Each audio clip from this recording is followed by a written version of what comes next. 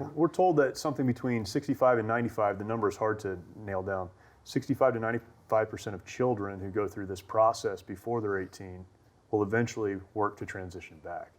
If those numbers are right, and you could illuminate that, that's doesn't support the position to push children through that process. Well, there's some critical things to know about that. If we leave the child alone and don't affirm them, don't give them a new name and tell them to go to school if it's a boy, it's a girl, if we don't affirm that and don't push that, up to 92% of them will desist by the time they're adult. 92%. Up to 92%.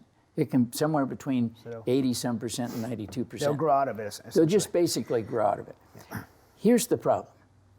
And the side who's advocating for this knows this. If we get them on hormone blockers and get them going down the path of cross-dressing, identifying, and going through this whole thing, 100% of them will stay transgender.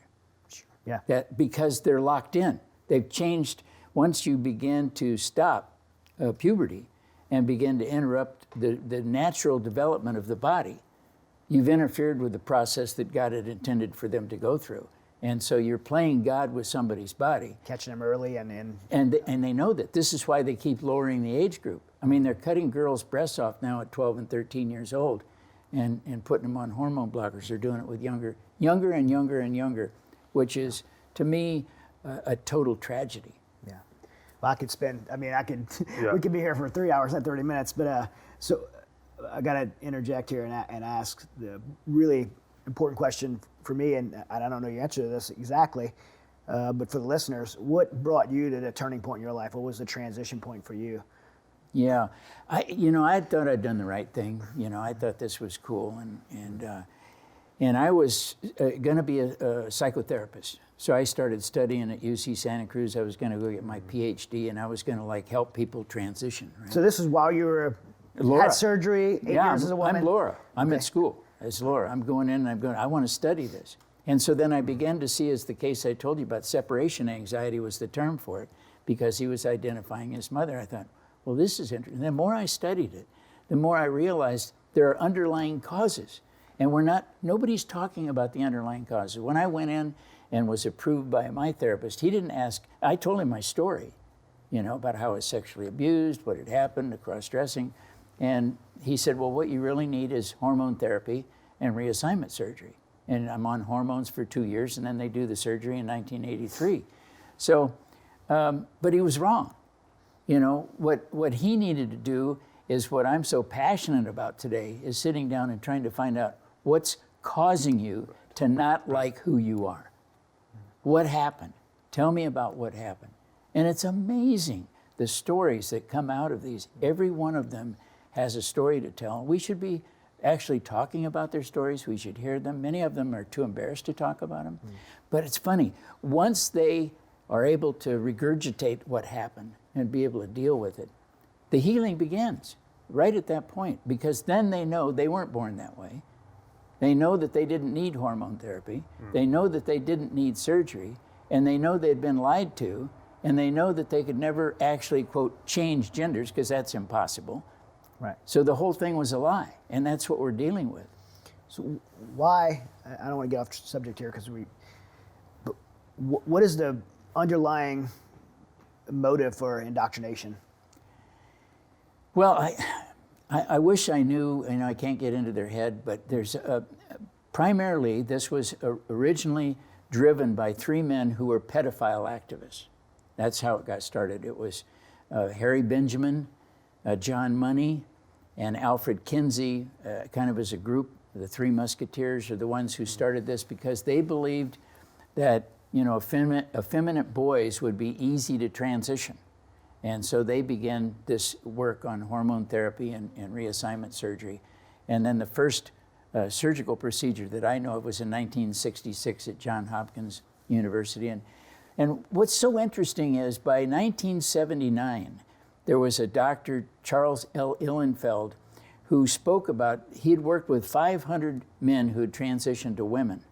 And he was an endocrinologist, well-known, and he came out and spoke to a bunch of clinicians, and he said, I am leaving the practice of endocrinology for transgender people, because I see too much unhappiness and there's too many that end in suicides. He said, I'm going to become a psychiatric doctor so that I can actually help them. That's what we're talking about. See, he wants to go to the underlying causes because he realized, like I do, if you spend time with them, there's some underlying cause. They're not born that way. They don't need the hormones and they don't need surgery. One final question. Again, we'll hopefully, we talked about this a minute ago, we can have you come back and kind of go some different directions perhaps with this. But hope is something that we talk about a lot, and it's super important, hope. Yes. Without hope, we don't move forward. Without hope, we really don't have a reason to live. As you're dealing with people, you know, in your work, how do you communicate the hope? Where's the hope found for those who are coming to you saying, I made this decision, I wish I hadn't, or they don't know they shouldn't have, or whatever the case, and you're offering hope. Where do you find the hope? Well, you know, I came back to being restored and redeemed through Christ. And so I always offer that hope. I work with people who are, sometimes they're Jewish, sometimes they're atheist. So I work with a broad range of people come from different backgrounds. But I talk to them about how I was redeemed and how I came through this process and how powerful the Lord Jesus Christ is in redeeming lives. If we're ready to get down and say, you know, once they came to realize that this was a mistake, they didn't need this, then where do you turn? You turn to the guy who actually created you, that's Jesus. And so that's the hope that I give them. Now, ultimate hope. some of them come to that point, some of them don't, but they detransition, and you know, I'm living in their head because they know that they heard it, right? And so the message, it doesn't have, for me, it doesn't have to come at that moment. They don't have to come to know Jesus. I want them to detransition. I want them to get their life back. And I do believe that over time, that will come to their restoration. The Lord will come to their restoration and recovery. Yeah. You're planting that seed. That's awesome. Yeah. Can you talk two things? One, about this book and where people can get that. Articles of Impeachment. Yeah. And it's not by Nancy Pelosi or No. Jerry Nadler. Right? Different articles of impeachment. Yeah. Talk about this book, and then talk about where people who are interested in the work that you do can find you and get more information. Sure. This book I actually started writing long before this impeachment thing. The articles in here started in 2015. And what I've done is, this is articles, 55 of them that I've written, that talk about the things that we've talked about today. It has the research information in there. It has personal stories about people and their own redemption. And so this book is real critical about whether it's a child. I have things in here on children, adults, autogynephilia, things of that nature. So the information is here, but if you go to my website, sexchangeregret.com, you'll find that I've written 6 other books. All of them have different backgrounds and so forth. One of them, Paper Genders, talks about the history and how it came to be that where we are. Trans Life Survivors gives stories about people who survived it and how they came back from it. And so right at the website has a bunch of stories that people have written. That is the key place to go, sexchangeregret.com, and you get a ton of information. Go to the library. And you can purchase those books there. Yeah, through the library you can purchase the book. Okay. Just hit the library button and buy the books. One of the things I love about your work in a book like this, where you'd say, these are the articles, but the citations are also there. Yeah. What we're striving to do is have conversations that are supported by actual data. Right. Instead of just our opinions because we heard somebody say something, or we were raised a certain way, or we come from a particular, background. Man, it's so important to look at what's real. Facts. Yeah. Facts matter. Facts. This Facts is the matter. good stuff. This has got the research in it.